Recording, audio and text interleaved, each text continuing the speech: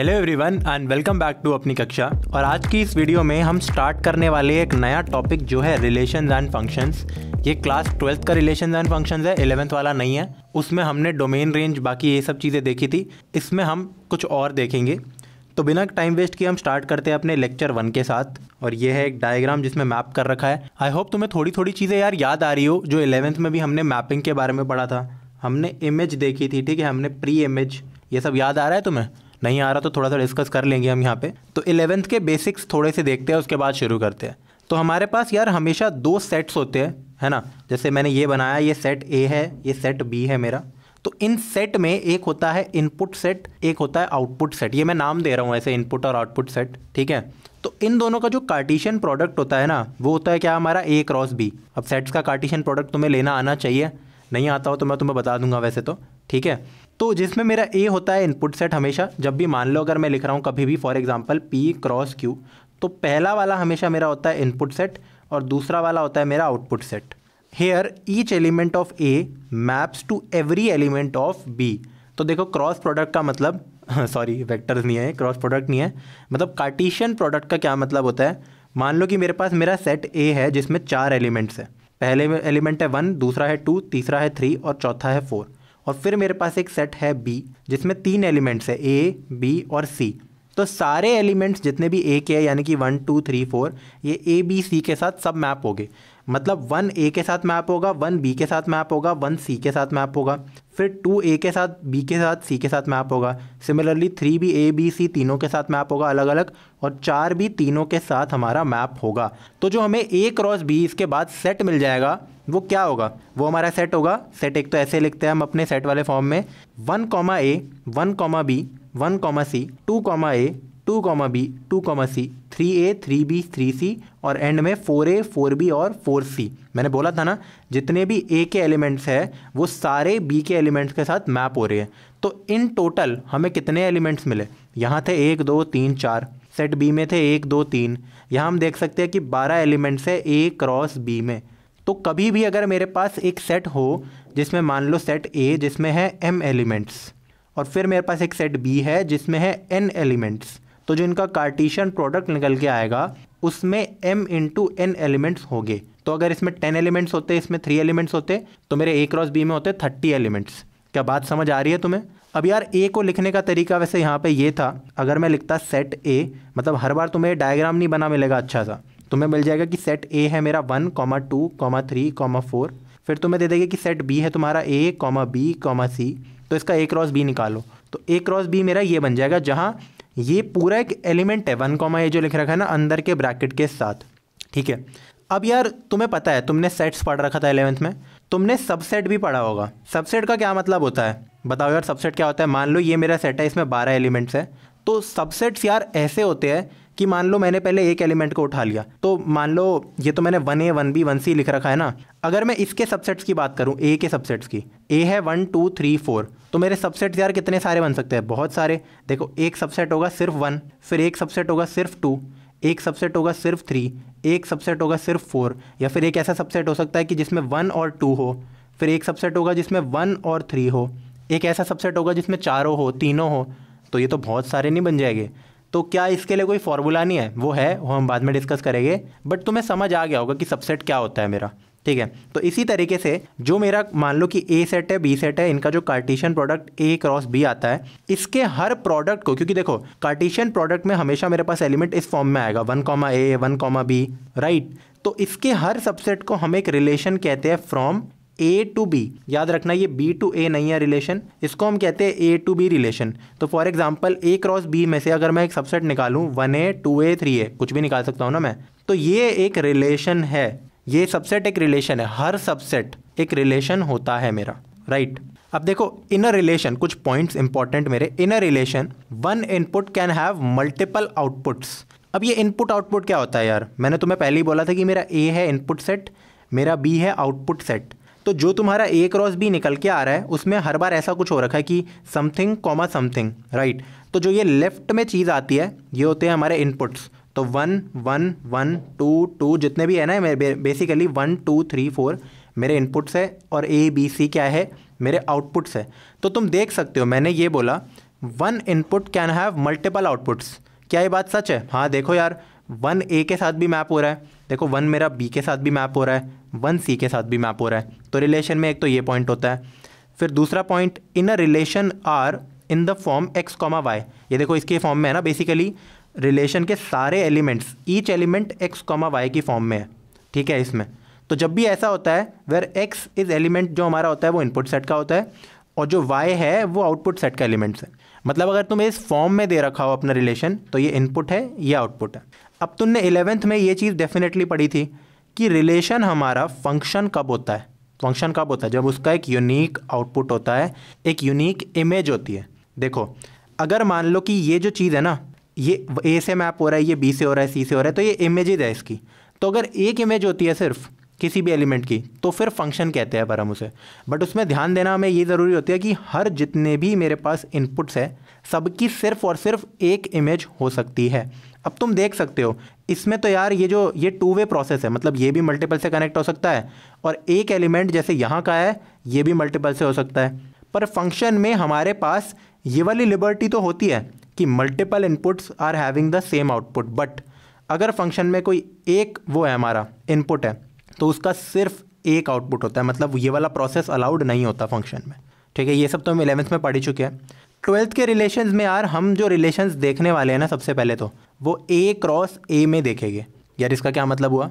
हमने यहाँ देखा कि ए की बात हो रही थी, बी की बात हो रही थी, दो डिफरेंट सेट्स थे। अब यहाँ जितने भी हम रिलेशंस की बात करने वाले हैं यूजुअली वो ए क्रॉस ए में डिफाइंड होगी, वो ए क्रॉस ए के रिलेशन होगी, या फिर जो हमें सेट दे रखा है उसी को क्रॉस करके उस पर रिलेशन निकलेगा। और हम 12th में सिर्फ टाइप्स ऑफ रिलेशंस पढ़ने वाले हैं। बट उससे पहले ना यार एक दो क्वेश्चन कर लेते हैं ताकि थोड़ा ढंग से ज़्यादा स्ट्रांग हो जाए 11th की रिलेशंस और फंक्शंस। तो क्वेश्चन करते हैं यार रिलेशंस एंड फंक्शंस पे। हमें दे रखा है कि सेट ए है 1, 2, 3, 4 and R and P R relations on A cross A such that. देखो अभी मैंने बताया था ना कि इस चैप्टर में ए क्रॉस ए की ही बातें होगी यूजुअली, तो वही हो रहा है कि इस सेट को आपस में अगर मैं इसका कार्टेशियन ले लूँ प्रोडक्ट इसी के साथ, तो इसमें से दो रिलेशंस है आर और पी, और ये मुझे दे रखे हैं 1, 1, 2, 1, 1, 2, 2, 3, 4, 1, 2, 4, 3, 4, 4, 1, 1, 2। तो मुझसे पूछा है कि इन दोनों में से कौन सा रिलेशन एक फंक्शन है। तो सबसे पहले यार ये बताओ कि कौन सा रिलेशन मेरा एक फंक्शन होता है कभी भी। मैंने अभी बताया था ना कि 11th में हमने पढ़ा था कि a relation is called a function if every input has only one output. तो यूनिक आउटपुट हम देख सकते हैं यार, क्वेश्चन को सॉल्व करते हैं। आर में जो मेरा इनपुट 1 है उसके दो आउटपुट्स है, वो 1 के साथ भी रिलेटेड है और 2 के साथ भी रिलेटेड है, देख सकते हो। तो डेफिनेटली ये एक फंक्शन नहीं है। जबकि अगर मैं पी की बात करूं यार, तो पी में 2 4 के साथ रिलेटेड है, 3 4 के साथ रिलेटेड है, 4 1 के साथ रिलेटेड है और 1 2 के साथ। तो 2 सिर्फ एक एलिमेंट के साथ रिलेटेड है, 3 भी सिर्फ एक एलिमेंट के साथ रिलेटेड है, 4 भी सिर्फ एक के साथ और 1 भी सिर्फ एक के साथ। तो इसलिए मेरा पी एक फंक्शन कहलाएगा, ठीक है। अब करते यार एक बहुत ज़्यादा इंपॉर्टेंट बात। In a relation defined on A cross B if the relation has more elements than the number of elements of A, यानी कि इनपुट सेट से ज़्यादा elements, then it can not be a function. पर क्यों? कहने का मतलब यार मान लो कि मेरा एक सेट ए है जिसमें m एलिमेंट्स है, मेरा एक सेट बी है जिसमें l एलिमेंट्स है, ये b है ये a है, इसमें इतने सारे एलिमेंट्स हैं। अगर मैं इनका एक कार्टेशियन प्रोडक्ट लूँ a क्रॉस b जिसमें ऐसे कॉमा करके एलिमेंट्स आते हैं, अगर ये number of elements are greater than m तो ये रिलेशन जो मेरा आएगा ना, ठीक है, मतलब देखो इसमें नंबर ऑफ एलिमेंट्स तो m इंटू n हो गए। अब इसका कोई ऐसा सबसेट जिसमें m से ज़्यादा एलिमेंट्स है वो फंक्शन तो कतई नहीं हो सकता, बिल्कुल भी नहीं। ऐसा क्यों? यार देखो a हमारा क्या है, इनपुट सेट है। अगर a में m एलिमेंट्स है तो मैक्सिमम केस में भी अगर कोई रिलेशन हो जिसमें सारे elements of a are mapped, कहने का मतलब कि मेरे सारे एलिमेंट्स ऑफ a तो है ही, ठीक है, वो मैप्ड है, and function is created then only m pairs will exist. अब यार इसका क्या मतलब हुआ, एक बार ना यहाँ से देखते हैं इसी एग्जाम्पल से कि हमारा a सेट है 1 2 3 4, हमारा b सेट है a b c और a क्रॉस b है a1 a 1b 1c 2a, ये वाला हमारा a क्रॉस b है, ठीक है। इसमें 12 एलिमेंट्स है। अगर मैं इसका ऐसा सबसेट उठाऊं जिसमें कितने नंबर ऑफ एलिमेंट्स हो, मैक्स केस में मैं ले रहा हूं कि जितने number of elements input set में यानी कि 4, तो मैं ले रहा हूं 1a 2a 3a 4a for example. तो तुम देख सकते हो यार सबका आउटपुट सेम है। बट यार मतलब कि तुम बात समझ रहे हो, अगर मेरे नंबर ऑफ एलिमेंट्स ज़्यादा हो गए m से तो जितने भी इनपुट है वो रिपीट होगा, वो एक ना एक बार रिपीट होगा। क्योंकि अगर मान लो मैंने सारे सेलेक्ट कर लिए, 1 सेलेक्ट कर लिया मैंने, 2 का कोई भी सेलेक्ट कर लिया मैंने, 3 का कोई सेलेक्ट कर लिया, 4 का, तो अगर इससे ज़्यादा मुझे कोई एलिमेंट चाहिए अगर उस सेट में A क्रॉस B में, तो इनमें से एक कोई लेना पड़ेगा। तो जो मेरा 1 2 3 4 है वो एक ना एक बार रिपीट होगा। अगर जैसे ही रिपीट हो गया इनपुट, देखो इनपुट्स जब भी मेरे रिपीट होते हैं, ये थंब रूल समझ लो, आउटपुट रिपीट हो रहे कोई बात नहीं, अगर इनपुट रिपीट हो रहा है इसका मतलब मेरा रिलेशन फंक्शन तो बिल्कुल भी नहीं है, क्योंकि उसके मल्टीपल आउटपुट्स हो गए, यही मतलब तो हुआ उसका। ठीक है, तो ये एक इंपॉर्टेंट पॉइंट था यार, ये एक क्विक चेक करने के लिए मैंने इसलिए दिया क्योंकि मेरे सेट ए जो इसका इनपुट सेट भी है आउटपुट सेट भी है, इसमें 4 एलिमेंट्स थे और जो मेरा आर में 5 एलिमेंट्स है, तो आर एक फंक्शन कभी भी नहीं हो सकता, कभी भी नहीं हो सकता था। ठीक है, ओके, तो अब करते हैं यार एक और क्वेश्चन। क्वेश्चन क्या है, how many number of relations can be defined from set A of m elements. तो मुझसे ये पूछा है यार कि एक सेट दे रखा है तो उस पर रिलेशंस बताने हैं। यार अगर कभी भी मुझे एक ही सेट दे रखा हो तो इसका मतलब यही है कि मैं A क्रॉस A की बातें कर रहा हूँ, ठीक है, इसके ऊपर अपने रिलेशंस बना रहा हूँ। तो मुझे बताओ नंबर ऑफ रिलेशंस कितने हो गए मेरे, जितने नंबर ऑफ सबसेट्स हो गए। यही तो मैंने तुम्हें बताया था कि रिलेशन बेसिकली होता क्या है, उसकी डेफिनेशन ही ये थी। यहाँ पे मैंने आई गेस लिखा है यार, कहीं ना कहीं तो मैंने लिखा ही था, देखो, any subset of A cross B is a relation from A to B। तो ये बहुत ही इंपॉर्टेंट चीज़ थी। तो इसका मतलब नंबर ऑफ रिलेशंस कितने हो सकते हैं, possible relation, number of subsets of A। अब मुझे बताओ number of elements in A cross A कितने हो गए मेरे, m इंटू m यानी कि m स्क्वायर। ये तो बहुत ऑब्वियस है ना कि मान लो कि तुम्हारे पास 2 सेट्स है A और B, अगर इसमें m एलिमेंट्स है इसमें n एलिमेंट्स है, तो रिलेशंस कितने बनेंगे, m इंटू n, क्योंकि हर element of A will be mapped to element of B।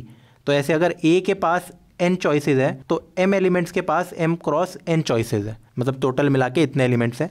तो अगर सेम सेट है तो m इंटू m यानी कि m स्क्वायर एलिमेंट्स। तो मुझे पता लग गया इतने एलिमेंट्स हैं। अब यार एक ना फॉर्मूला होता है मेरा कि किसी भी सेट में अगर मेरे पास एक सेट दे रखा है और इसमें टोटल मेरे पास k एलिमेंट्स है, राइट, ठीक है, अगर k एलिमेंट्स है तो इसके नंबर ऑफ सबसेट्स होते हैं 2⁻k। तो मान लो कि मेरे पास 2 एलिमेंट्स हैं तो नंबर ऑफ सबसेट्स कितने हो गए यार मेरे, 2⁻2 यानी कि 4 सबसेट्स। और वो कौन से हो गए, अब मान लेते हैं कि मेरा जो 2 वाला है वो ये है, मेरे पास एक सेट है 1,2, इसमें 2 एलिमेंट्स हैं तो मेरे पास कायदे से 4 सबसेट्स निकल के आने चाहिए।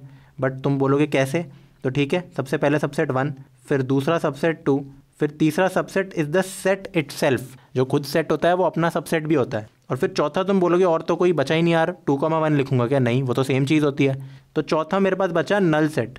तो ऐसे ही अगर मान लो कि मेरे पास एलिमेंट्स ही होते काफ़ी सारे, जैसे 1 2 3 4 डॉट डॉट, तो उसी के 2⁻ वो नंबर मेरे सबसेट हो जाते हैं। इसका प्रूफ मैं तुम्हें अभी बताता हूँ, बट पहले क्वेश्चन सॉल्व करते हैं। अगर 2⁻k है तो मुझे बताओ रिलेशंस कितने हो जाएंगे। रिलेशन तो ये है ना कि number of subsets of A cross A। अब अगर k एलिमेंट्स होते हैं तो 2⁻k है, अगर m स्क्वायर एलिमेंट्स है तो 2⁻m square number of relations are possible. कितने सारे रिलेशंस है। अब इस चीज का ना एक बार प्रूफ देखते हैं, number of subsets in a set का प्रूफ। ये काफ़ी ज़्यादा ज़रूरी है और इससे लाइक तुम्हारा PNC स्ट्रांग होगा मेरे हिसाब से, मुझे ऐसा लगता है। तो मान लो कि मेरे पास यार एक सेट है P, उस सेट में मेरे पास कितने मान लो m एलिमेंट्स है, ठीक है, तो मैं लिख रहा हूँ यहाँ A1 A2 dot dot dot n है, मान लो an, तो n एलिमेंट्स हो गया यार मेरे पास ये, ठीक है। तो तुम नोटिस करोगे जब मैं सबसेट बनाता हूँ किसी के भी ओरली, मतलब मेंटली अगर मैं रफ वर्क में बनाता हूँ तो कैसे निकालता हूँ, मैं सबसे पहले लिखता हूँ कि मेरा पहला सबसेट है सिर्फ पहला एलिमेंट, फिर सिर्फ दूसरा एलिमेंट, मतलब जिसमें एक एलिमेंट होगा ऐसे सबसेट निकालूंगा मैं।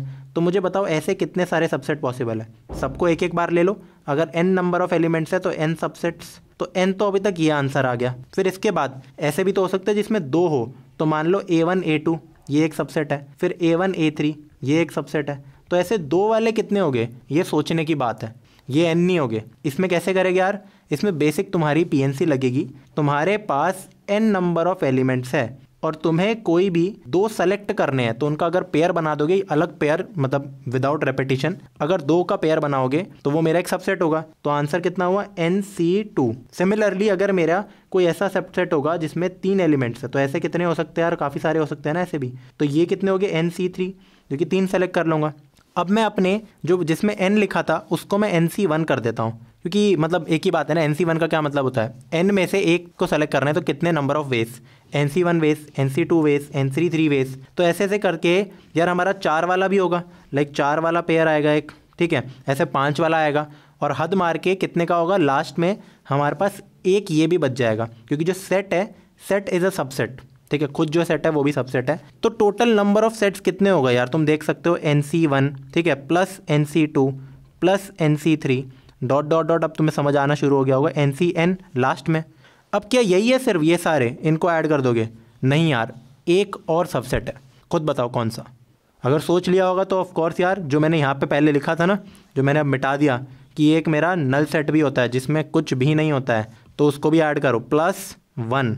अब यार मैं इस 1 को टेक्निकली लिख दूंगा यहाँ पे, क्या लिखूंगा मैं इसको, इधर लिखूंगा NC0, तो इसको थोड़ा सा यहाँ पे शिफ्ट कर देते हैं, मैं 1 को लिखूंगा प्लस NC0, क्योंकि इन सब का मेरा जो सम होता है वो होता है 2n। ये सब तुम बाइनोमियल थ्योरम में पढ़ चुके होगे, अगर नहीं पढ़ा होगा तो 11th की वीडियोस बाद में देख लेना, आ रही होगी वो भी। तो 2n हो गया डिराइव, n मेरे नंबर ऑफ एलिमेंट्स है ना, तो इसलिए अगर k नंबर ऑफ एलिमेंट्स है तो 2k इज़ द फॉर्मूला। क्या बात है, समझ आ रही है यार तुम्हें? तो इसमें एक स्टार मार्क लगा देते हैं, बढ़िया क्वेश्चन था यार ये, इससे थोड़ी सी मैथ्स बढ़िया हुई होगी तुम्हारी। तो अब यार लेक्चर के मेन टॉपिक पे आते हैं, जो 12th का मेन टॉपिक है। अभी तक हमने सिर्फ 11th को रिवाइज किया है। 12th का टॉपिक है हमारा टाइप्स ऑफ रिलेशंस, और भाई ये रिलेशन मैथ्स वाले रिलेशन की बातें हो रही है, ठीक है, दिमाग मत अपना फिराओ कहीं और। तो इसमें ना 3 टाइप के रिलेशन होते हैं मेरे। पहला होता है रिफ्लेक्सिव, दूसरा होता है सिमेट्रिक, और तीसरा होता है ट्रांजिटिव, और फिर एक टर्म आती है इक्विवेलेंस रिलेशन। पर यही 3 टाइप्स के रिलेशन होते हैं, रिफ्लेक्सिव, सिमेट्रिक और ट्रांजिटिव। तो ये आखिरकार होते क्या है? देखो, रिलेशंस के बारे में अब तुम्हें ढंग से पता लग गया है कि कोई भी अगर मेरे पास एक सेट हो A, और A क्रॉस A पे ही बातें होगी, क्योंकि मैंने पहले ही कहा था इस पूरे चैप्टर में। तो बिना किसी टाइम वेस्ट किए रिफ्लेक्सिव को स्टार्ट करते हैं। If R is a relation on the set A cross A and x, x belongs to R। अब यार ये x, x belongs to R का क्या मतलब है? ये देखो, तुम देख चुके थे कि फॉर एग्जांपल ये देखो, मैंने यहाँ लिख रखा है ना, R इज इक्वल टू 1 1 2 2 3 3। तो हमेशा जब भी रिलेशंस की बात होती है तो पेयर में आता है ना x, y में मैंने तुम्हें बताया था, ठीक है। तो मैं यहाँ मैंने x, x इसलिए लिखा है, इसका ये मतलब है कि अगर सारे इस टाइप के एलिमेंट्स x, x टाइप के एलिमेंट्स, ठीक है, जैसे 1, 1 है, 2, 2 है, अगर ये इस रिलेशन में है for all x belongs to A। अब A क्या था? हमारा इनपुट सेट भी था, आउटपुट सेट भी था। तो इसमें जितने भी मेरे एलिमेंट्स हैं, मान लो कि मेरे पास कोई सेट है, देखो मैंने लिखा A इज इक्वल टू 1 2 3, तो मेरे पास 3 एलिमेंट्स हैं। तो अगर तीनों के मेरे पास ये जुड़वा पेयर है 1 1 2 2 3 3, मतलब इस सेट में अगर ये चीज़ है तो उसको हम रिफ्लेक्सिव रिलेशन कहते हैं। तो जैसे फॉर एग्जांपल अगर मेरा R है 1 1 2 2 3 3, तो ये R रिफ्लेक्सिव कहलाएगा। अगर मेरा R है 1 1 1 2 2 2 3 1 3 3, तो भी R मेरा रिफ्लेक्सिव कहलाएगा। ऐसा क्यों? क्योंकि 1 1 2 2 और 3 3 मेरे प्रेजेंट है।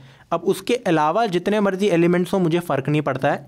मतलब अगर कोई भी रिलेशन में एक मिनिमम नंबर ऑफ ये एलिमेंट्स तो पक्का है कि मतलब 1 1 2 2 3 3, या अगर मान लो हमारे A में 4 5 भी होता तो 4 4 5 5, मतलब जितने नंबर ऑफ एलिमेंट्स है उस सबका अगर मेरे पास जुड़वा पेयर है ये वाला x, x वाला, तो R रिफ्लेक्सिव है। उसके बाद अगर तुम जितने मर्जी एलिमेंट्स डाल दो उससे फ़र्क नहीं पड़ता, वो रिफ्लेक्सिव रहेगा।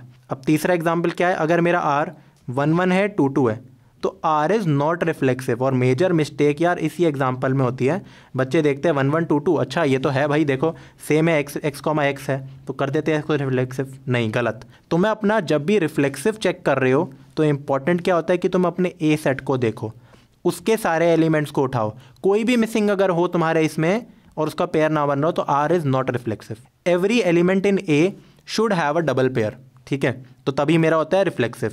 देखो, every element is mapped with itself plus other pair, ये मैंने लिखा नॉट नेसेसरी, मतलब हो भी सकते हैं नहीं भी हो सकते, फ़र्क नहीं पड़ता उनसे।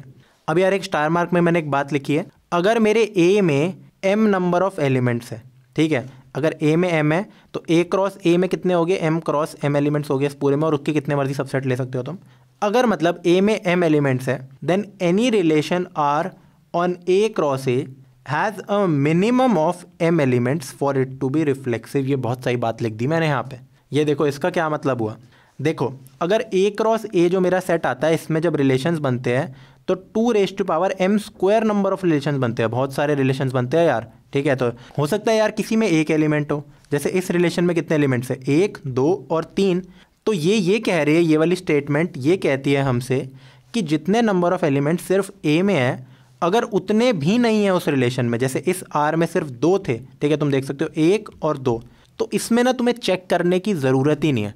मतलब मेरे को देखने की ज़रूरत ही नहीं है। मान लो यहाँ 1,2 लिखा होता या कुछ भी लिखा होता तो तुम्हें ये नहीं देखना कि अच्छा प्रेजेंट है या नहीं है, तुम बस ये देख लो अच्छा नंबर ऑफ एलिमेंट्स कम है, m से भी कम है, तो इसका मतलब ये तो कतई नहीं हो सकता रिफ्लेक्सिव। ऐसी सेम चीज़ मैंने तुम्हें उसमें कराई थी ना कि ये फंक्शन नहीं हो सकता, है ना। तो ये यही बात है यहाँ पे कि ये रिफ्लेक्सिव नहीं हो सकता मेरा अगर कोई भी रिलेशन, अगर उसमें minimum number of elements m नहीं है, मतलब a जितने एलिमेंट्स नहीं है।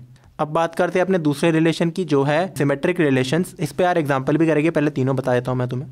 देखो, if r is a relation and x, y belongs to r, then y, x should also be present in r for it to be symmetric. ध्यान देना, यहाँ पे मैंने इस डेफिनेशन में कहीं भी अपने जो सेट था a, जो a क्रॉस a करते हैं बाद में, उसकी बात नहीं की है। ये काफ़ी ज़्यादा इंपॉर्टेंट है। इसमें एक एग्जांपल लेते हैं।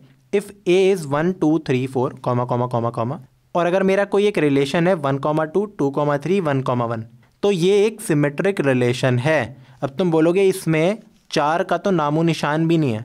देखो, सिमेट्रिसिटी चेक करने के लिए तुम सबसे पहले, जब रिफ्लेक्सिविटी अगर तुम चेक करते हो रिफ्लेक्सिव, तो तुम सबसे पहले अपने ए सेट को देखते हो और फिर देखते हो कि अच्छा मेरे जितने भी एलिमेंट्स हैं क्या सबका डबल पेयर बन रहा है, क्या सब मैप हो रहे हैं अपने आप से। जबकि सिमेट्रिसिटी के लिए हम क्या करते हैं, सबसे पहले अपने आर को चेक करते हैं। हमने देखा 1 2 प्रेजेंट है तो बाकी एलिमेंट सर्च करना शुरू हो जाओ, क्या 2 1 है, अगर है तो आगे बढ़ो, फिर मतलब और एलिमेंट्स देखो। जैसे मान लो अगर यहाँ 3 4 भी दिया होता तो सर्च मारो क्या 4 3 है, नहीं है तो सिमेट्रिक नहीं है। तो जितने भी यहाँ पेयर्स दे रखे होते हैं ना, तो उसका y, x भी एग्जिस्ट करना ज़रूरी है। बट इसमें ये ज़रूरी नहीं है कि a के सारे एलिमेंट्स आ रहे हो और फिर उनके पेयर बन रहे हो, नहीं, वो रिफ्लेक्सिव में चेक करते हैं, ठीक है। Unlike reflexive, it is not necessary that each element of a is mapped with an element, but if any x y is present and y x is present then r is symmetric. ये देखो, if r is related to y then y is also related to x। ये किसकी basic सी definition होती है symmetric की, related में ऐसे में करके।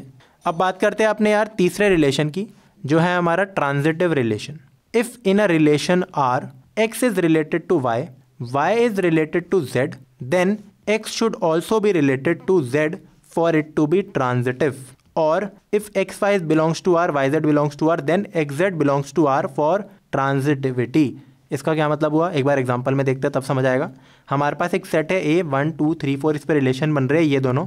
तो देखो 1 2 2 3 1 3 1 4, ये ट्रांजिटिव रिलेशन है। देखो इसका मतलब क्या होता है, अगर तुम्हारे पास जैसे 1 2 पड़ा है, फिर तुम्हारे पास 2 3 पड़ा है, मतलब देखो एक्स वाई वाई जेड ये एक अलग एलिमेंट है। तो अगर तुम्हारे पास 1 और 3 भी पड़ा है तो हमारा रिलेशन ट्रांजिटिव होता है, और सारे एलिमेंट्स के साथ ये चीज़ करनी है हमें, ठीक है।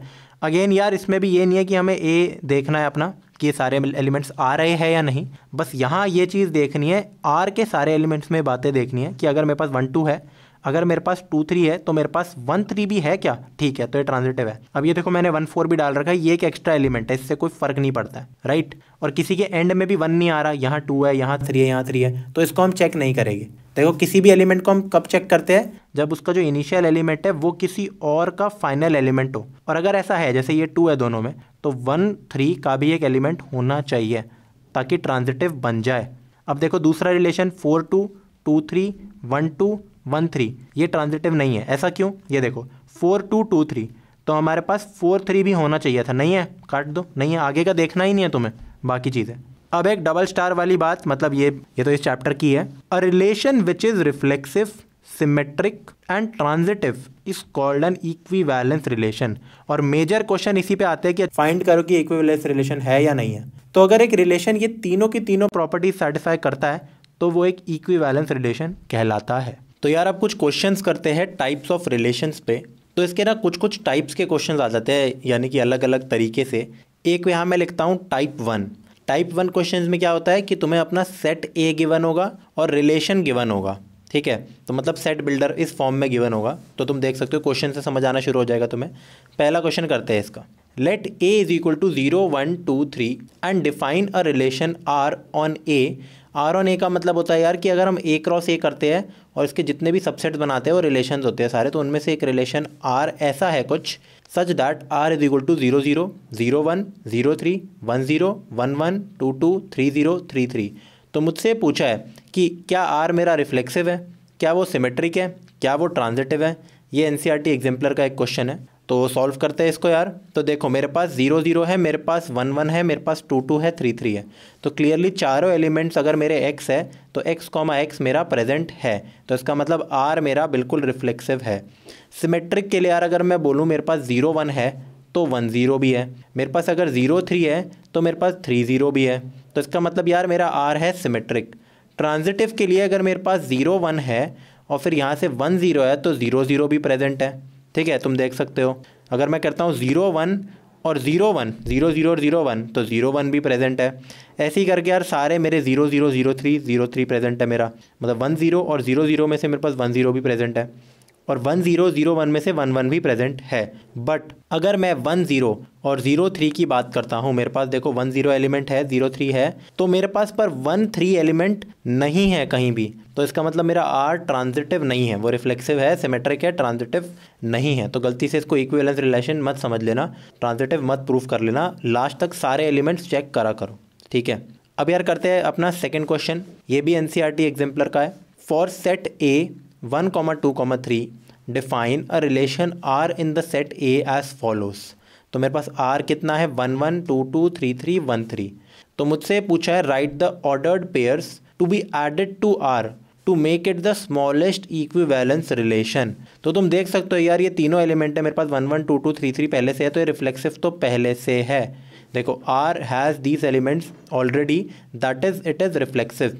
सिमेट्रिक बनाने के लिए क्या करना होता है, सारे एलिमेंट्स देखो 1 1 का तो 1 1 है मेरे पास, 2 2 का रिवर्स भी है, 3 3 का भी है, 1 3 मेरे पास है पर 3 1 नहीं है, तो 3 1 को हमें ऐड करना पड़ेगा। R has 1 3 but 3 1 is missing, we add 3 1। अब अगर इसमें 3 1 ऐड कर देते हैं तो देखो ये रिलेशन बन जाता है, ये बस मैंने 3 1 ऐड किया है यहाँ पे। ठीक है, अब ये सिमेट्रिक भी हो गया क्योंकि इसका भी इसको पेयर मिल गया। क्या ये रिलेशन ट्रांजिटिव भी है? बिल्कुल है यार, क्योंकि 1 3 और 3 1 को अगर मैं देखूं तो 1 1 मेरा प्रेजेंट है, और अगर मैं इसको ऐसे देखूं 3 1 और 1 3 तो भी मेरा 3 3 यहाँ पे प्रेजेंट है, तो इसका मतलब ये ट्रांजिटिव भी है। तो ये सिर्फ एक ऐसा एलिमेंट है 3 1 जो इसमें मेरे को ऐड करना है ताकि एक इक्विवेलेंस रिलेशन बन सके। ठीक है, अब करते हैं कुछ और क्वेश्चंस हमारे टाइप 2 के। टाइप 2 यार यूजुअली वर्ड प्रॉब्लम्स दे रखी होती है। ठीक है, उसमें इनडायरेक्टली नहीं दे रखा होगा कि क्या सेट है क्या नहीं है, मतलब नंबर्स में नहीं दे रखा होगा। तो ऐसा दे रखा होता है कि R है मेरा some x y some relation between x and y is given, ऐसा कुछ होता है। तो क्वेश्चन करते हैं तब समझ आएगा। Let T be the set of all triangles in a plane. अब देखो जो सेट था, जैसे सेट A देते थे तो पहले ऐसा था, पहले क्वेश्चन में कुछ कुछ दे रखा है, इसमें बस ये दे दिया कि मेरे पास प्लेन है और वो XY प्लेन समझो इसको, तो इसमें कितने मर्जी ट्राइंगल बन सकते हैं, इनफाइनाइट ट्राइंगल्स, उन सारे ट्राइंगल्स का सेट है मेरा T। अब R एक रिलेशन है T के अंदर, तो उसका सबसेट है उसके T क्रॉस T का। It is given by T1 T2, मतलब ऐसे रिलेटेड है, यहाँ XY होता था ना, तो क्योंकि यार सारी चीज़ें ट्राइंगल्स ही है, क्योंकि T सेट ही ट्राइंगल्स का है, तो हमने T1 T2 दे रखा है यहाँ पे। कुछ ऐसे रिलेटेड है सच दैट T1 और T2 आपस में कॉन्ग्रुएंट है। एक्चुअली ये दे रखा है T1 is congruent to T2, show that R is an equivalence relation. ये NCERT का एक एग्जाम्पल है, तो हमें प्रूफ करना है इक्विवेलेंस है या नहीं है। तो आंसर थी क्लियरली R इज़ रिफ्लेक्सिव। क्यों? क्योंकि अगर मैं T2 की जगह T1 लगा दूँ तो T1 हमेशा R से तो रिलेटेड होगा ही होगा, मतलब T1 से ही खुद से। ऐसा क्यों? क्योंकि आपस में तो कॉन्ग्रुएंट है, कंडीशन ये वाली सेटिस्फाई होनी चाहिए थी ना, T1 is always congruent to itself. अब R सिमेट्रिक भी है, क्योंकि अगर मेरा T1 T2 से कॉन्ग्रुएंट है तो T2 भी तो T1 से कॉन्ग्रुएंट होगा, ये भी R में होगा, क्योंकि आपस में कॉन्ग्रुएंट होते हैं दोनों, राइट। अब R ट्रांजिटिव भी है। मान लो 3 ट्राइंगल्स है T1, T2, T3, अगर ये दोनों आपस में कॉन्ग्रुएंट है, ये दोनों कॉन्ग्रुएंट ट्राइंगल्स है, तो पहला और तीसरा भी तो कॉन्ग्रुएंट ट्राइंगल होगा। R is transitive because T1 is congruent to T2, T2 is congruent to T3. It definitely means that T1 is congruent to T3. तो T1 is related to T3, right? करते हैं अपना question number 4, काफ़ी easy था वो तो। Show that the relation R in the set Z of integers given by R is equal to A, B such that 2 divides A minus B is an equivalence relation. तो मुझे बताना है equivalence relation है, अगर Z cross Z मैं कर दूं और इसका सबसेट ले लूं R, और एलिमेंट्स कुछ ऐसे मेरे कंडीशन दे रखा है, ये भी NCERT का एक एग्जांपल है। तो सबसे पहले यार वीडियो पॉज करके खुद एक बार ट्राई करो, इसे नहीं होता है तो सॉल्यूशन देखो। कर लिया यार तुमने? अगर नहीं हुआ तो देखो आंसर 4 मेरा क्या है, R इज़ रिफ्लेक्सिव ऐसा क्यों यार? रिफ्लेक्सिव होने के लिए ए कॉमा ए होना चाहिए, ए आपस में रिलेटेड होना चाहिए, ए शुड बी रिलेटेड टू ए। तो मुझे ये बताओ, हमारा रिलेशन ये था कि 2 डिवाइड होना चाहिए ए माइनस बी से, ठीक है, मतलब डिवाइड कर दे उसको। अब ए माइनस ए होता है 0 और 2 तो ऑब्वियसली डिवाइड कर देगा 0 को, 0 को कोई भी डिवाइड कर सकता है, ठीक है। तो ये देखो, इसका मतलब 2 डिवाइड 0, तो इट इज़ रिफ्लेक्सिव। अब सिमेट्रिक के लिए अगर हम चेक करेंगे, अगर a माइनस बी को 2 डिवाइड कर देगा तो यार b माइनस ए को भी तो कर ही देगा। अगर a माइनस बी को डिवाइड कर देता है, मान लो a है 4, b है 2, 4 माइनस 2 को अगर 2 डिवाइड कर रहा है तो 2 माइनस 4 को भी कर देगा। हाँ मैं जानता हूँ नेगेटिव आ जाएगा बट डिवाइड कर देगा, राइट। तो ये सिमेट्रिक इसलिए क्योंकि if 2 divides a minus b it will definitely divide b minus a. अब r ट्रांजिटिव भी होगा या नहीं होगा, एक बार देखते हैं, ये इंपॉर्टेंट है ट्रांजिटिव वाली चीज़। 2 अगर डिवाइड कर रहा है a माइनस बी को, इसका मतलब a minus b is divisible by 2। और अगर मेरा ट्रांजिटिव के लिए क्या करना होता है, मेरे को a b और c 3 लेने होते हैं। अगर मेरा a b है रिलेटेड, a रिलेटेड है b से, b रिलेटेड है c से, मुझे प्रूफ करना है कि a b रिलेटेड है c से।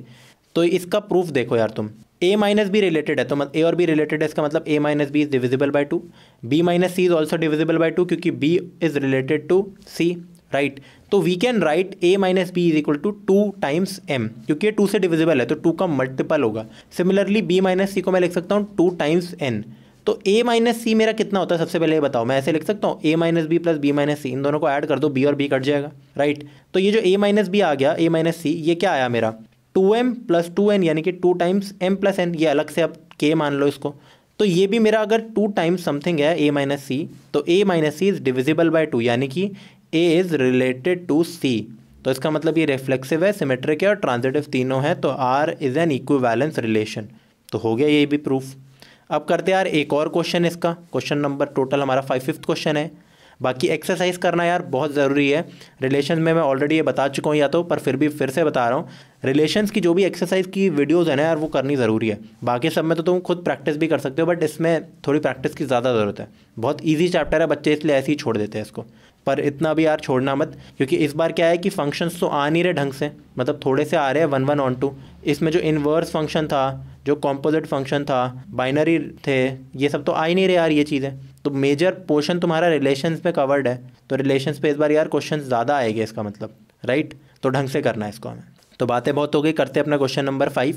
Late R be the relation on the set n of natural numbers defined by n is related to m। मतलब ये है कि देखो, ये अब देखो इस उसमें दे रखा है फॉर्म में, n is related to m, इसको लिखते हैं n related to m। If n divides m then r is, मुझसे पूछा ये रिफ्लेक्सिव सिमेट्रिक है, ये ट्रांजिटिव सिमेट्रिक है, ये इक्विवेलेंस है, या रिफ्लेक्सिव ट्रांजिटिव है बट नॉट सिमेट्रिक है। तो ये एग्जाम्पलर का एक MCQ है यार। तो देखो कभी भी ऐसी चीज़ में दे रखा है, इसका भी ये मतलब है यार, देखो सेट हमारा n है, तो n क्रॉस n का एक सबसेट है मेरा r, ठीक है। और r कुछ ऐसा है such that n comma m, समझ लो इस फॉर्म में दे रखा है, such that n divides m। तो इसको बस इस लैंग्वेज में दे रखा है, तुम्हें बात एक ही है। तो देख लेते हैं, देखो मैंने यहाँ लिख रखा है आंसर में, एग्जैक्टली यही चीज़ है, ये लिखा था। अब मुझे बताओ ये रिफ्लेक्सिव है? बिल्कुल है, क्योंकि अगर मैं n कॉमा n कर दूँ, रिफ्लेक्सिव में यही चेक करते हैं ना कि ये कंडीशन होना चाहिए, एलिमेंट होना चाहिए r के अंदर। तो ऑब्वियसली यार n तो अपने आप को डिवाइड करेगा ही करेगा, n डिवाइड्स इटसेल्फ। अब r इज़ नॉट सिमेट्रिक। ऐसा क्यों यार, r सिमेट्रिक क्यों नहीं है? क्योंकि मान लो कि अगर मैं 4,2 लिखता हूँ तो ठीक है, तो 2 डिवाइड्स 4, बट यहाँ तुम देख सकते हो 4 थोड़ा ना 2 को डिवाइड करेगा, 4 डज नॉट डिवाइड 2, क्योंकि 4 तो 2 से बड़ा है। तो देखो सिमेट्रिक तो नहीं हुआ हमारा रिलेशन। ये तो मैंने एक ऐसे ही काउंटर एग्जांपल दे दिया, ठीक है। अब देखते हैं ट्रांजिटिविटी के लिए, तो r ट्रांजिटिव है। ऐसा क्यों यार, एक बार यहाँ देख लेते हैं। मेरे पास 3 एलिमेंट्स है n m और p, और n m को डिवाइड कर देता है, m p को डिवाइड कर देता है। तो मुझे बस प्रूफ करना है कि n भी p से रिलेटेड है। If n divides m and m divides p then obviously n divides p also, क्योंकि मान लो कि मेरा तो n divides m, n m को डिवाइड कर सकता है। तो m इज इक्वल टू समझ लो लैम्डा टाइम्स n, ठीक है। p is equal to mu times m। तो क्लियरली p की वैल्यू कितनी हो जाएगी, mu times lambda times n, ये अपने आप में कांस्टेंट है। तो p डिवाइड कर रहा है q को, मतलब n डिवाइड कर रहा है किसको, p को, q नहीं p को। तो इसका मतलब हमारा डी ऑप्शन जो है वो क्या है, रिफ्लेक्सिव है, ठीक है, ट्रांजिटिव है, पर सिमेट्रिक नहीं है। तो D is the correct answer. अब हम पूरा फंक्शंस के बारे में पढ़ेंगे इसमें। तो देखो यार फंक्शंस क्या होता है, ऑलरेडी लास्ट लेक्चर में हमने ये तो देख लिया है कि वो रिलेशंस जिसमें इनपुट्स के यूनिक आउटपुट्स होते हैं, उसी रिलेशंस को हम फंक्शंस कहते हैं, राइट। तो हम सीधा एक क्वेश्चन करते हैं अब, और ये क्वेश्चन पिछले वाले लेक्चर के बेसिस पे ये समझ लो। If R is a function where R is, यहाँ सेट ब्रैकेट लगा दो, 1, 2, 2, 3, 3, 3, 4, 2, ये 4 एलिमेंट्स है। Find its domain and range. अब यार ये देखो क्लियरली जो ये आर है, ये जो रिलेशन है, क्योंकि फंक्शन भी एक रिलेशन ही तो होता है एट द एंड, तो ये मेरा किससे बना है? A क्रॉस B से बना है। और जितने भी एलिमेंट्स है 1, 2, 3 और 4, ये मेरे पहले इनपुट सेट, मैंने तुम्हें इनपुट सेट और आउटपुट सेट बताया था ना यार लेक्चर 1 में, तो ये वही इनपुट सेट और आउटपुट सेट वाली बातें हैं। तो जो ये सेकंड एलिमेंट होता है 2, 3, 3, 2, ये मेरे आउटपुट सेट में लाया करते हैं। तो क्लियरली यार जो भी इनपुट सेट वाली चीजें हैं वो होती है डोमेन, और जो आउटपुट सेट होता है वो बेसिकली होता है रेंज। एक्चुअली को डोमेन होता है, बट अगर हमें दे ही रखा है ये वाला फंक्शन तो वो बाकी सारे होते हैं उसकी रेंज। तो देखो elements from input set together make the domain, elements from output set create the range. तो डोमेन हो गई हमारी 1, 2, 3, 4, और रेंज क्या हो गई 2, 3, 3, 2, मतलब सिर्फ 2 और 3 रिपीट हो रहे हैं 2 बार। मैनी वन फंक्शन हो गए। मैनी वन फंक्शन तुम्हें पढ़ाएंगे क्या होता है। तो ये तो हो गया एक बेसिक सा क्वेश्चन। अब इस लेक्चर में हम क्या करने वाले हैं, हम करेंगे डिफरेंट टाइप्स ऑफ फंक्शंस। तो हमारा पहला फंक्शन क्या होता है यार? 1, 1 फंक्शंस। 1, 1 फंक्शन के लिए यार मैंने फिर से ए और बी 2 सेट्स बना दिए। मेरे ए में 4 एलिमेंट्स है 1, 2, 3 और 4, और बी में भी 4 एलिमेंट्स मैंने लिए हैं ए, बी, सी और डी। देखो 1, 1 फंक्शंस में क्या होता है, इससे पहले तो तुम्हें फंक्शन की ढंग से डेफिनेशन आनी चाहिए। फंक्शन में क्या होता था कि कभी ये वाला पैटर्न नहीं बनता कि 1 ए और बी दोनों के साथ मैप्ड हो, नहीं।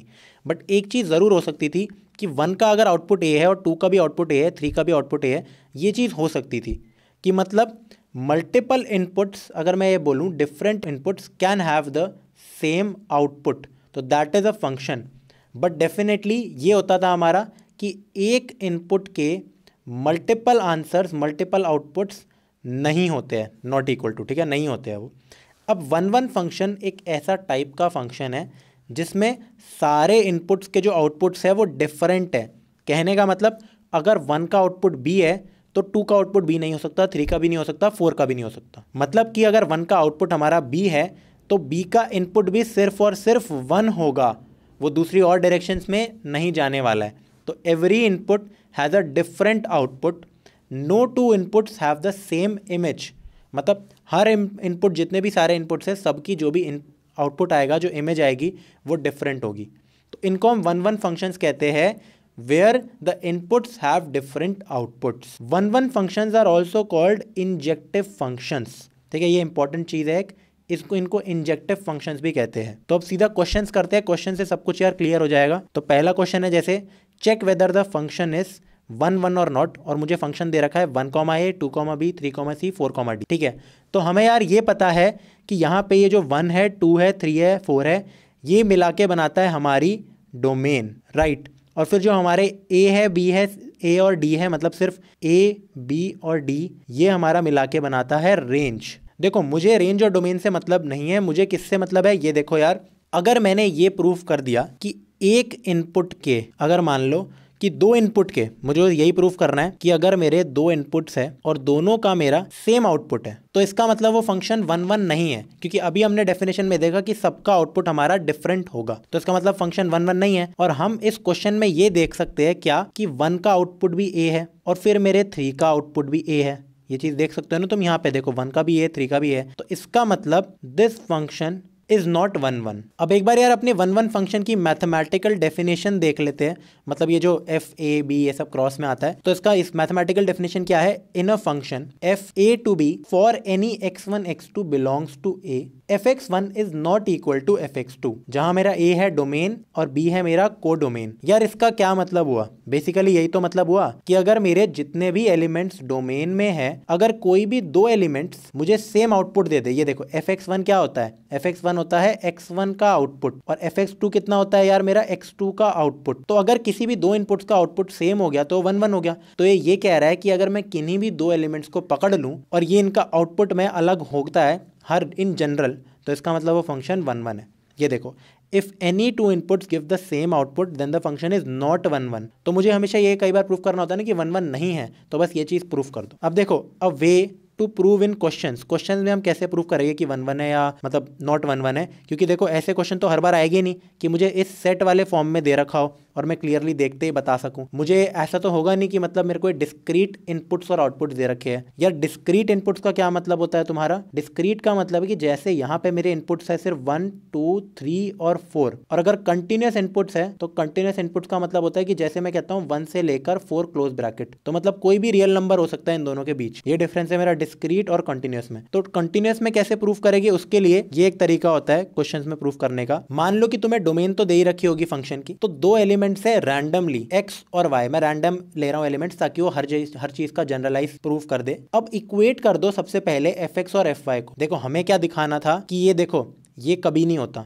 मतलब कि दो आउटपुट सेम नहीं होते। तो इसमें हम क्या करेंगे, कॉन्ट्रडिक्शन टाइप से हम ये ले लेते हैं, हम दोनों को इक्वेट करा देते हैं। अगर इसकी वजह से ऐसा कंक्लूजन आता है कि एक्स और वाई बराबर है तो इसका मतलब एफ एक्स 1 1 है। अब तुम बोलोगे कैसे? देखो अगर इनको मैं इक्वेट कर रहा हूं और एक्स और वाई बराबर आ गए, इसका क्या मतलब हुआ कि एक्स और वाई एक ही है, वो दो इनपुट्स कभी थे ही नहीं। तो मतलब दो इनपुट्स का सेम आउटपुट नहीं है, वो एक ही इनपुट है। तो ऐसे करके प्रूव हो जाएगा। That is if f x is equal to f y implies that x is equal to y, then f is 1 1। कभी भी ये कर लो तो हमेशा आराम से प्रूव हो जाएगा। इसकी यार एक बार हम ग्राफिकल इंटरप्रिटेशन भी देख लेते हैं, काफी ज्यादा इंपॉर्टेंट है। तो मैंने यहाँ ना दो ग्राफ्स बना रखे हैं अपने। तो पहला ग्राफ है मेरा कुछ ऐसा, और फिर मैंने यहाँ दूसरा ग्राफ बना रखा है, वो है कुछ ऐसा। अगर मैं अपने दोनों ही ग्राफ्स में, पहले वाले ग्राफ्स में बहुत सारी हॉरिजॉन्टल लाइंस को ड्रॉ करूं और कर्व से कट करवाऊं, तो कितने पॉइंट्स पे देखो कट हो रहा है ना, काफी सारे पॉइंट्स पे। तुम देख सकते हो यार कि किसी भी एक लाइन को उठाऊं तो वो पूरे कर्व को सिर्फ एक पॉइंट पे ही कट कर रहा है। किसी भी लाइन को उठा लो, इस रैंडम लाइन को लिया एक ही पॉइंट पे कट कर रहा है,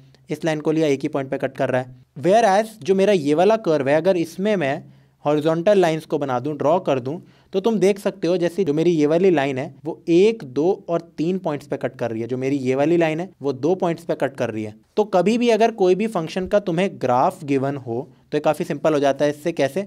कभी भी अगर तुम्हें ग्राफ गिवन हो ना इस केस में, और तुम देख सकते हो कि तुम मल्टीपल हॉरिजॉन्टल लाइंस बनाओगे, मतलब इनफाइनाइट जितनी भी पैरेलल लाइंस होती है एक्स एक्सिस से, अगर वो ग्राफ को सिर्फ एक पॉइंट पे कट करती है एक बारी में एक लाइन, तो वो जो फंक्शन है वो 1 1 है। देखो अगर 2 पॉइंट्स पे कट कर रही है तो वो मैनी 1 है। अब ऐसा क्यों हुआ यार? बहुत ही क्लियरली, जैसे इसको देखो और इसको देखो, इसका क्या मतलब हुआ? अगर मैं यहाँ एक लाइन ड्रॉ करूं और यहाँ लाइन ड्रॉ करूं, मान लो ये इनपुट है x1 और ये इनपुट है x2, दोनों मुझे सेम आउटपुट दे रहे हैं ना। देखो y की लेंथ तो सेम है, ये दोनों लेंथ मेरी सेम है, तो इसका मतलब क्या हुआ? ये 1 1 फंक्शन नहीं हुआ, राइट? क्योंकि दो इनपुट्स मुझे सेम आउटपुट दे रहे हैं, एक आउटपुट। और 1 1 फंक्शन में क्या होता है, हर इनपुट का अलग आउटपुट होता है। जैसे इसमें मैं कोई भी इनपुट उठाऊं, इसका आउटपुट अलग है, इस इनपुट का आउटपुट देखो ये बड़ा है, अलग है काफ़ी, राइट? दिख रहा है तुम्हें? तो ये होती है इसकी ग्राफिकल इंटरप्रिटेशन। अब हम देखते हैं अपना सेकेंड टाइप का फंक्शन, जिसको हम कहते हैं मैनी वन फंक्शंस। अब यार मैनी वन फंक्शंस क्या होता है? बहुत ज़्यादा सिंपल है, कुछ नहीं होता many one functions. A function which is not 1 1 is known as many one. मतलब बेसिकली अगर मान लो मैं एक सेट बनाता हूँ A, जिसमें एलिमेंट्स है 1 2 3 और 4, और फिर मैं अपना बनाता हूँ सेट B, जिसमें एलिमेंट्स है A B C और D। और अगर इसमें तुम देख सकते हो 1 A के साथ मैप्ड है, 2 का आउटपुट B है और 3 का आउटपुट भी B है, 4 का आउटपुट C है। तुम देख सकते हो कि मल्टीपल इनपुट्स का अगर सेम आउटपुट हो तो वो एक फंक्शन तो कहलाता ही है। हाँ बिल्कुल, ये चीज अलाउड है फंक्शन में। इस फंक्शन को हम कहते हैं मैनी वन फंक्शन। यार देखो डायग्राम से ही देखो ना, मैनी और वन, मतलब यहाँ मैनी इनपुट्स का अगर एक वन आउटपुट भी हो तो उसको हम कहते हैं मैनी वन फंक्शन। और 1 1 में तुमने क्या देखा था कि 1 इनपुट 1 आउटपुट, उसका एक ही आउटपुट हो। ये फंक्शन एक्चुअली ये काफी ज्यादा वो है जिसको हम कहते हैं ना इंट्यूटिव नेमिंग है, मैनी वन और 1 1 फंक्शन। तो जो भी फंक्शन मेरा 1 1 नहीं होता उसको हम मैनी वन फंक्शन कहते हैं। जैसे कि इस क्वेश्चन में हम कह रहे थे कि दिस फंक्शन इज नॉट 1 1, तो इसको क्या बोलेंगे फिर? इसको हम बोलेंगे it is a many one function, right? तो ये होता है बस इसका ऑपोजिट, इसमें ज्यादा कुछ भी नहीं है। अब बस सीधा क्वेश्चन करते हैं यार 1 1 और मैनी वन फंक्शन के। तो पहला क्वेश्चन दे रखा है मुझे, prove that f x is equal to f x plus 7 is a 1 1 function. तो मुझे प्रूव करना है कि ये जो फंक्शन है एक्स प्लस 7 ये एक 1 1 फंक्शन है। कैसे प्रूव करे यार? दो चीजों से प्रूव कर सकते हो, तो ग्राफ से प्रूव कर सकते हो और वैसे भी। यार ये देखो क्लियरली मैंने तुम्हें क्या बोला था कि प्रूफ करने के लिए फॉर 1 1 तुम्हारा क्या तरीका होता था? तो मान लो कि x और y बिलोंग्स टू डोमेन, ये ऐसे दो नंबर है, और फिर इससे तुम मान लो f x is equal to f y में तुम इक्वेट कर दो। तो एफ एक्स कितना होगा मेरा? x plus 7, right? और एफ वाई मेरा कितना होगा? y plus 7। यहाँ से तुम देख सकते हो 7 और 7 कट गया और मेरा सिर्फ बचा x is equal to y. कभी भी अगर मेरा f x is equal to f y से x is equal to y निकल जाता है, मतलब मेरा फंक्शन है 1 1, क्योंकि वो सेम ही इनपुट है, दो ऐसे कोई भी इनपुट्स नहीं है। तो इसको इसके लिए मैं डायरेक्ट आगे लिख सकता हूँ, दैट इज एफ इज 1 1। क्या तुम्हें समझ आ रहा है? यार इसका एक दूसरा तरीका ये है, बहुत सिंपल है, क्योंकि मेरी ये जो इक्वेशन दे रखी है y is equal to x plus seven या f x is equal to x plus seven, अगर मैं इसको ग्राफ में प्लॉट करूँ ना यार, तो ये कुछ ऐसी इक्वेशन बन सकती है। तुम देख रहे हो कि एक स्ट्रेट लाइन है, तो स्ट्रेट लाइन यार हमेशा ये 1 1 फंक्शन है। क्यों? क्योंकि अगर तुम पैरेलल लाइंस ड्रॉ करोगे तो एक ही इनपुट पे कट करेगी वो हमेशा, राइट, कभी भी दो नहीं आएंगे इसमें। तो करते यार अपना second question, question number 2, prove that f x is equal to x square minus 9 is not 1 1, मतलब ये मैनी वन है, हमें प्रूव करना है कि इट इज़ मैनी वन। तो कैसे प्रूव करें यार? वही सेम चीज़ तुम अपना सकते हो फॉर 1 1, ठीक है। 1 1 के लिए क्या करते हो यार तुम? Let x comma y belongs to domain, then तुम ले लेते हो कि एफ एक्स की वैल्यू तुम एफ वाई के बराबर कर देते हो। अब ज़रा ये बताओ एफ एक्स की वैल्यू कितनी है? एक्स स्क्वायर माइनस 9, और एफ वाई की वैल्यू सिमिलरली होगी वाई स्क्वायर माइनस 9। तो यहाँ से तुम क्या कंक्लूड कर सकते हो कि एक्स स्क्वायर की वैल्यू आ गई y square. X square equal to y square मुझे ये बताता है कि एक्स की वैल्यू होगी प्लस माइनस वाई। क्या बात समझ आ रही है? तो ये तो x is equal to y नहीं मिला मेरे को, यहाँ से x is equal to minus y भी मिल गया। और तुम एक चीज़ एक और देख सकते हो, यहाँ से तुम ये लिख सकते हो ऑल्सो, अगर तुम अब निकालते हो एफ ऑफ वन की वैल्यू कितनी होगी? 1 square minus 9 is equal to minus 8। और अगर तुम निकालो एफ ऑफ माइनस 1 तो इसकी वैल्यू कितनी होगी? माइनस 1 स्क्वायर माइनस 9, तो ये भी 1 हो गया, तो इसकी वैल्यू भी आ गई माइनस 8। तो तुम देख सकते हो क्लियरली f1 और f ऑफ माइनस 1 की सेम वैल्यू है। तो कभी भी दो इनपुट्स की अगर सेम वैल्यू आती है, सेम आउटपुट, तो द फंक्शन इज नॉट 1 1। तो f इज नॉट 1 1, तो f को मैं क्या बोलूंगा? यहां मैं कह सकता हूं कि f इज मैनी वन। अब करते हैं यार अपना अगला क्वेश्चन। अगले क्वेश्चन में मुझे क्या दे रखा है? A function is defined from A. तो अब करते हैं अपना अगला क्वेश्चन यार। अगले में क्या दे रखा है?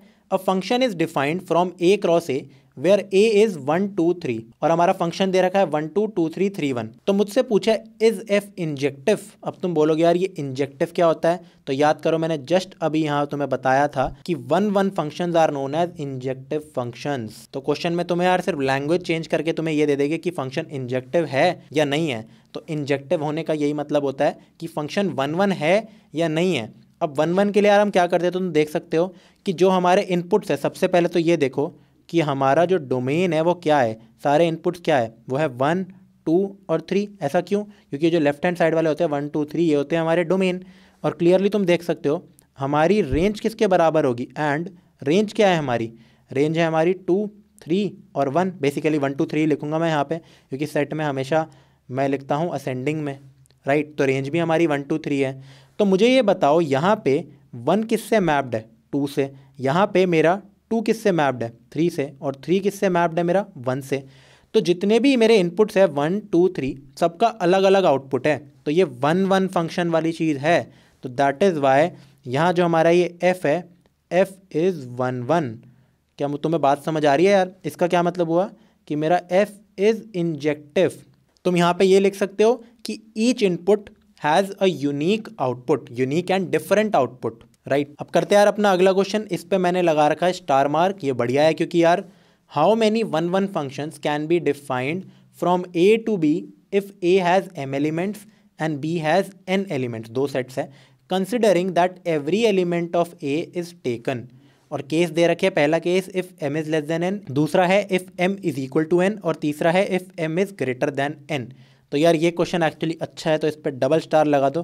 CBSE में यार ऐसे क्वेश्चन या तो डायरेक्टली पूछ लेंगे तुमसे, फॉर्मूला आना चाहिए, मतलब नहीं पूछते वैसे तो कभी, बट फिर भी मैथ्स तुम्हारी बढ़िया होगी। देखो अगर मेरे A सेट में m एलिमेंट्स है, मान लो ये है मेरा A सेट, इसमें कुछ m एलिमेंट्स है, और ये है मेरा B सेट, इसमें कुछ n एलिमेंट्स है। पहले केस को लेते हैं सबसे पहले कि m मेरा n से कम है।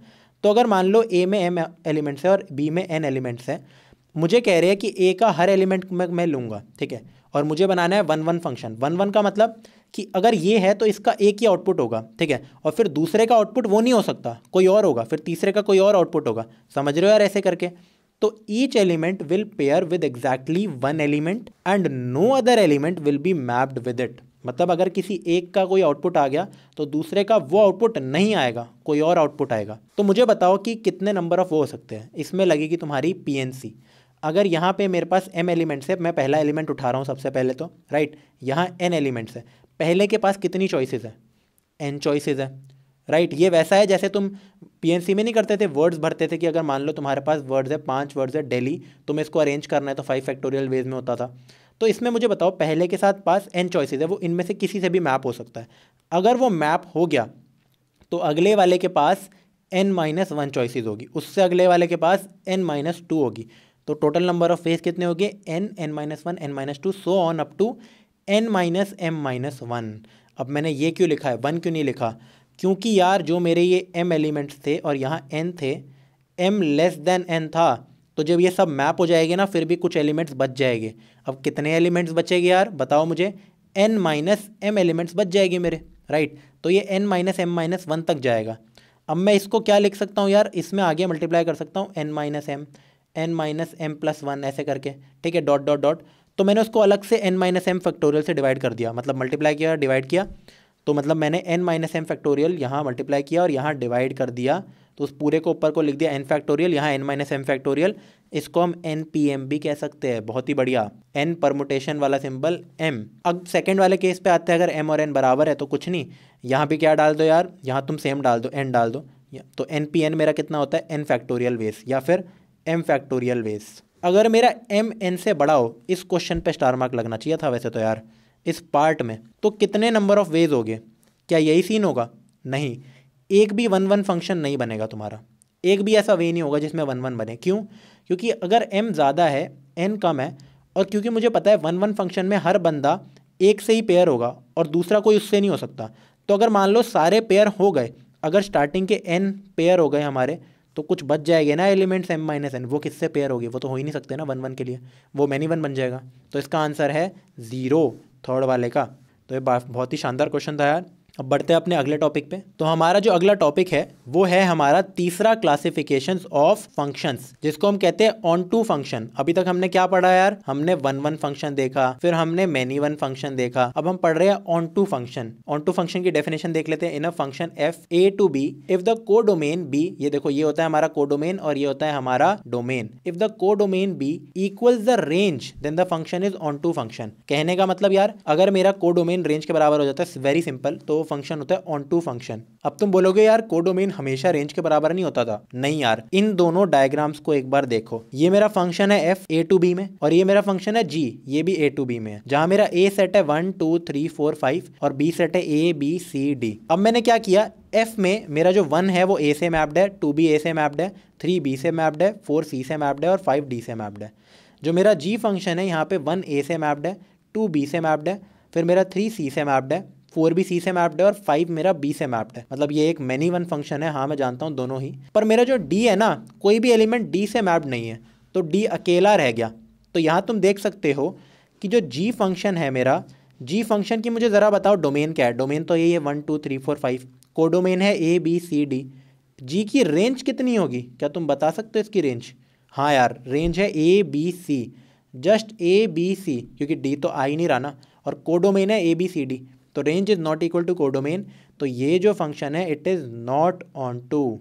जबकि जो ये फंक्शन है इसमें चारों आ रहे हैं, तो ये एक ऑन टू फंक्शन है। यार जो भी फंक्शन ऑन टू नहीं होता उसको हम बोलते हैं इनटू फंक्शन, जो हमारा फोर्थ टाइप है। इनटू फंक्शन क्या होता है, a function which is not onto is into, very simple, ठीक है। अब यार यहाँ एक और चीज़ देखो, here f is onto and g is not onto. Notice that in every f, मतलब इन f every element of codomain is mapped, मतलब ये चारों मैप्ड है किसी ना किसी से, ठीक है। Whereas in g codomain is ABCD and range is ABC। यही बातें मैंने तुम्हें बताई, ठीक है। अब एक बार देखते हैं यार, हमने ऑन टू पढ़ लिया, इनटू पढ़ लिया, how to check if a function is onto और इनटू। ये कैसे चेक करें, 1-1 के लिए तो हमने तरीके देख लिए चेक करने के लिए, ऑन टू के लिए क्या करें? तो यार सिंपली इसमें होता है, simply calculate the range of the function and compare with codomain. 11th class में तुमने रेंज पढ़ी थी, रेंज डोमेन। रेंज निकालो फंक्शन की, कोडोमेन से कंपेयर कर दो। कोडोमेन तुम्हें दे रखा होता है, देखो कभी भी अगर तुम्हें क्वेश्चन ऐसे दे रखा होता है, ये क्वेश्चन है जो भी है f a to b के फॉर्म में, तो ये b होता है कोडोमेन। रेंज निकालो, कंपेयर करो, अगर सेम आता है तो ऑन टू, वरना इन टू इन क्वेश्चंस। अब दूसरी चीज और, अगर क्वेश्चंस में where you have to prove that the function is not onto, मतलब अगर तुम्हें क्वेश्चन में कई बार दे देते हैं ना कि prove that not onto, तो बहुत सिंपल है यार, कोई भी एक एलिमेंट उठाओ कोडोमेन से, कोई ऐसा एलिमेंट कि वो ऐसा हो कि जो आउटपुट तुमने उठाया है ना, जो एलिमेंट उठाया है, वो अचीव हो ही नहीं सकता किसी भी डोमेन में। मतलब जो एक कोई भी नंबर ले लो डोमेन में से, ठीक है, वो अचीव ही नहीं हो सकता अगर उसको मैं फंक्शन में डालता हूँ, वो वाला मेरे को नंबर नहीं मिलेगा। तो इसका क्या मतलब हुआ कि जो हमारा नंबर है वो रेंज में तो आ नहीं रहा पर कोडोमेन में है, इसका मतलब फंक्शन इनटू है। तो यार इसमें यार क्वेश्चंस करते हैं, तभी तुम्हें सारा चीज़ें क्लियर होगी। पहला क्वेश्चन करते हैं यार, show that the function F 1 to infinity to 0 to infinity, देखो अब इस फॉर्म में दे रखा है, defined by f x is equal to root x minus 1 is onto. तो मुझे प्रूव करना है ऑन टू है। कैसे प्रूव करेंगे यार, देखते हैं। सबसे पहले तो इसकी डोमेन अगर मैं निकालना भी चाहूँ तो square root is greater than equal to 0, यानी कि x is greater than equal to 1, यानी कि x belongs to 1 to infinity. But ये निकालने की जरूरत नहीं थी क्योंकि डोमेन दे रखी है, और डोमेन हमेशा दे ही रखी होती है हमें रेंज से मतलब है। तो रेंज कैसे निकालें, मुझे ये बताओ। मेरा y जो है या फिर एफ एक्स है वो रूट एक्स माइनस 1 है, और ये हमेशा ग्रेटर देन इक्वल टू 0 होता है। मतलब बाहर वाले की बात कर रहा हूँ मैं, अंदर की चीज़ तो ग्रेटर देन इक्वल टू 0 होती है, पर जो टोटल होता है किसी भी चीज़ का रूट वो ग्रेटर देन इक्वल टू 0 होता है। तो इसका मतलब y greater than equal to 0 है, और मेरी रेंज कितनी हुई फिर इस हिसाब से, रेंज हो गई 0 टू इन्फिनिटी। ठीक है, अब जरा एक चीज मुझे ये बताओ, कोडोमेन भी तो 0 टू इन्फिनिटी है, तो इसका क्या मतलब हुआ कि जो मेरी रेंज है वो किसके बराबर है यार, वो मेरी कोडोमेन के बराबर है। तो उसका क्या मतलब हुआ कि फंक्शन हमारा जो है f is onto function. क्या बात यार समझ आ रही है तुम्हें, बहुत सिंपल नहीं था। ठीक है, अब करते हैं यार अपना अगला क्वेश्चन। अगला क्वेश्चन है, ये अच्छा क्वेश्चन है यार, अच्छा है नहीं, अच्छा तो नहीं है, बट फिर भी डरना मत इस क्वेश्चन को देख के। It is given that a function is said to be invertible if the function is 1 1 and onto at the same time. हम पढ़ चुके हैं ऑन टू फंक्शन क्या होता है, ये एक नई टर्म है। वैसे मैं जानता हूँ CBSE 2021 में नहीं आ रहा इन्वर्स फंक्शन, तो ये मत समझना कि मैं इन्वर्स फंक्शन पढ़ा रहा हूँ, नहीं। मैंने बस तुम्हें अभी के लिए ये बोला है, a function is said to be invertible. मान लो ये कोई टर्म है, मैं कुछ भी लिख देता, अगर मेरा फंक्शन 1 1 और ऑन टू सेम टाइम पे है, prove that the function f R to R given by f x is equal to 4x + 5 is invertible.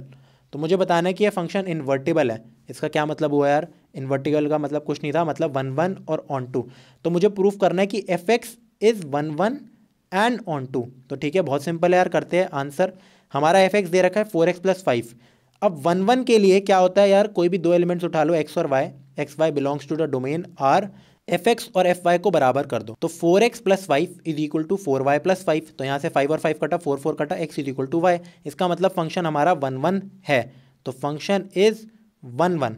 ठीक है, अब हम देखते हैं यार, इसका ऑन टू प्रूफ करना है हमें। ऑन टू कैसे प्रूफ करें, हमें बस रेंज को कोडोमेन से प्रूफ करना है। मुझे बताओ रेंज ऑफ एफ एक्स कितनी होगी, आर ही होगी ना। अब अगर मेरा एफ एक्स 4x + 5 है तो रेंज भी आर ही होगी। बहुत सिंपल है यार, क्योंकि कोई भी वैल्यू अगर मैं लेता हूँ तो आर आ जाएगी। वो वाई हर वैल्यू, मतलब वाई को मैं कोई भी वैल्यू दे सकता हूँ, 4x + 5 को मैं किसी भी वैल्यू से इक्वेट कर सकता हूँ जो कि कोडोमेन के बराबर है। तो इसका मतलब एफ इज ऑन टू, तो f is 1 1 and onto, यानी कि एफ क्या है हमारा, इन्वर्टेबल है। तो ये प्रूव हो गया ये चीज। ठीक है, अब करते हैं यार अपना अगला question. Show that the onto function F 1 2 3 to 1 2 3, मतलब ये मेरे को दे रखा है अपना क्या कहते हैं रेंज, मतलब ये मुझे दे रखी है मेरी डोमेन, और ये मेरे को दे रखी है कितना, रेंज। अब तुम बोलोगे कोडोमेन नहीं होता, हाँ, बट मुझे ये दे रखा है कि ये ऑन टू फंक्शन है। अगर ऑन टू फंक्शन है इसका मतलब जो रेंज होता है वो कोडोमेन है, तो ये रेंज ही है। It is always 1 1। तो मैं कैसे दिखाऊं, देखो मुझे ये नहीं दे रखा कि 1 1 के साथ मैप्ड है, 2 2 के साथ है और 3 3 के साथ है, नहीं। हो सकता है 1 2 के साथ मैप्ड है, 2 3 के साथ मैप्ड है। मुझे बस बताना है कि ये 1 1 फंक्शन है। कैसे प्रूफ करूं यार, ज़रा मुझे ये बताओ कि मैंने लिखा है clearly if F is onto. अगर एफ ऑन टू है तो जो सारे आउटपुट्स है ये किसी ना किसी से मैप्ड होंगे, राइट। और अगर ये देखो, मुझे ये बताओ, अगर ये किसी ना किसी से मैप्ड है, मान लो कि 1 है वो 3 से मैप्ड है, मान लो कि 2 है वो 1 से मैप्ड है, तो जो मेरा 3 है वो किससे मैप्ड होगा, वो 2 से ही मैप्ड होगा ना, वो 3 से तो हो नहीं सकता। जरा मुझे ऐसा बताओ, ऐसा क्यों। अगर मान लो कि मेरा 1 मैप्ड है 3 के साथ, फिर से बताता हूँ, मेरा 2 मैप्ड है 1 के साथ, तो जो ये 3 है ये 3 पे क्यों नहीं आ सकता, क्योंकि अगर 2 3 पे है और 3 भी 3 पे, ऐसा हो सकता है कि एक इनपुट के 2 आउटपुट्स हो, नहीं। तो ये देखो, जो हमारा आउटपुट है must be mapped from at least 1 input and also each input, ये इंपॉर्टेंट है, must be mapped to 1 and only 1 output, मतलब ये एक पे ही जाएगा।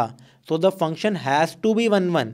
ठीक है, इसका कॉन्ट्राडिक्शन प्रूफ देखते हैं, मतलब कॉन्ट्राडिक्शन एज इन कि अगर मैं मान लेता हूँ अगर ये फंक्शन मेरा 1 1 नहीं है, मैनी 1 फंक्शन है, तो मान लो यहाँ है 1 2 3 इस सेट में, और हमारा दूसरा सेट भी क्या है 1 2 3, मुझे दे रखा है कि ये 1 1 नहीं है।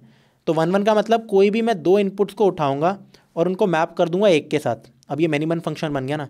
तो जो तीसरा है मान लो वो इसके साथ आ रहा है, तो एक मेरा रह गया ना यार, तो ये तो क्लियरली ऑन टू नहीं हुआ, जबकि मुझे दे रखा है कि ये ऑन टू है। तो इसका कॉन्ट्राडिक्शन था कि ये होना ही पड़ेगा। अब करते हैं यार अपना लास्ट क्वेश्चन आज के लिए, और इसके बाद तुम एक्सरसाइज कर लेना। काफ़ी सारे ढेर सारे क्वेश्चन करा रखे हैं, एग्जाम्पलर भी ठूस रखी है मैंने। बहुत सिंपल है यार इस बार का, वैसे CBSE सब कुछ काट दिया है, तो प्लीज़ अच्छे नंबर लाना, ठीक है। तो अगला क्वेश्चन, ये लास्ट क्वेश्चन यही है, ऑलमोस्ट सेम है। इसमें बस ये दे रखा है, शो दैट द 1 1 फंक्शन 1 2 3 से 1 2 3 इज़ ऑन टू, ये इसका उल्टा दे रखा है। तो मुझे क्या दे रखा है कि ये 1 1 फंक्शन है। तो इसका कॉन्ट्रडिक्शन हम कैसे लेंगे ज़रा मुझे ये बताओ। अगर ये 1 1 फंक्शन है तो मान लो यहाँ है 1 2 3 और यहाँ भी है 1 2 और 3, ठीक है। अगर मेरा 1 किसी ना किसी के साथ मैप्ड है, मैं कह रहा हूँ 2 के साथ है, मान लो ना, ठीक है, 2 मैप्ड है मेरा 1 के साथ, तो 3 को यहीं तो मैप होना पड़ेगा, क्योंकि क्या है, ये फंक्शन ऑन टू है। और अगर तीनों एलिमेंट्स मेरे मैप हो गए तो इसका मतलब क्या है, ऑन टू है। मतलब ये फंक्शन ऑन टू नहीं था, ये 1 1 था। तो 1 1 का क्या मतलब होता है, एक एलिमेंट एक के साथ ही जाएगा और दूसरा किसी और के साथ जाएगा, तो तीसरा इसी के साथ जाएगा। अब ये तीनों अगर मैप्ड हो गए, मतलब ये रेंज 1 2 3 बन गई जो मेरी कोडोमेन के बराबर है, तो फंक्शन हो गया हमारा ऑन टू। अब कोई भी केस में अगर मान लो मैं दूसरा भी लेता, कोई यहाँ 1 2 3 ले लूँ और यहाँ भी मैं 1 2 3 ले लूँ, हो सकता है मेरा 1 किसके साथ मैप्ड हो, 1 के साथ, फिर 2 मैप्ड हो किसके साथ यार, मेरा 3, तो फिर मेरा जो 3 है वो 1 2 के पास ही तो जाएगा। मतलब तीनों एट दी एंड मेरे ख़त्म तो होगी, तो इसका मतलब मेरा फंक्शन क्या है, ऑन टू है। इसी को यार अब तुम लैंग्वेज में भी लिख सकते हो, बट एग्जाम्पल दिखाओगे, जैसे ये अगर तुम ऐसे ड्राइंग दिखा दोगे ना, तो यार एग्जामिनर को ना मज़ा आ जाएगा, वो अच्छे खासे बढ़िया से नंबर दे देगा। तो यार इसी के साथ हम अपने रिलेशन एंड फंक्शन के लेक्चर्स को करते हैं समाप्त। मिलते हैं तुमसे अगले चैप्टर में, एक्चुअली इसकी अगली एक्सरसाइज में, उसके बाद अगले चैप्टर में। Bye bye.